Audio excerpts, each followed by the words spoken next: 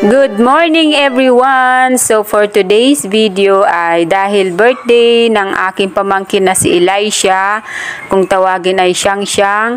Siya ngayon ay 6 years old na. So meron po kaming mga niluluto ngayon at ito nga po ang ating isa sa mga handa niya, ang special ube biko. So para medyo kakaiba naman yung ating biko ngayon. Kaya yan. So, hindi ko na po binidyohan kanina yung pagsaing ng malagkit. Bali, 1 kilo lang po na malagkit yung aking sinaing kanina. And then, so ayan na nga po. Nung luto na po yung malagkit, bali meron po kaming sangkap dyan na yung condensed milk na cowbell na may ube flavor. And then, syempre yung pinaka-importante po dyan, yung gata, yung kakang gata po. So, natural na nyug yung nilalagay ko po dyan para malasahan mo talaga yung malinamnam na gata ng nyug. So, ayan na guys, bali sa ngayon ay hinahalo na natin yung ating sinaing na malagkit. And then, minix ko na yung condensed milk na may ube flavor at saka yung kakang gata, pinaghalo ko na yan.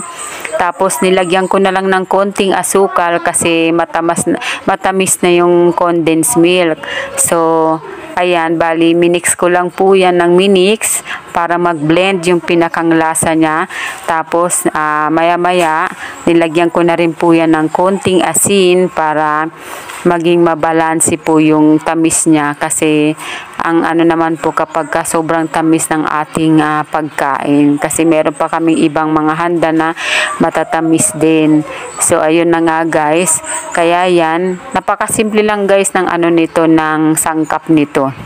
Bali, ang sangkap lang nito talaga ay kakang gata, malagkit, asukal, and then condensed milk. So, nasa inyo po yan. Parang option nyo po yan kung gusto nyo lagyan ng condensed milk. So, kung gusto nyo purong gata, nasa sa inyo din po yan. So, yan na nga guys, yung ating finished product. So, dahil medyo mura yung ating mangga ngayon at panahon ng tagmangga, so nilagyan ko na rin ng mangga. Ang ibabaw na yan para magkaroon ng magandang kulay. So, ayan na. Ang ganda ng kulay, di ba? Yan ang ating homemade special ube biko na ating ginawa ngayon. Ayan, ang ganda ng kulay, di ba?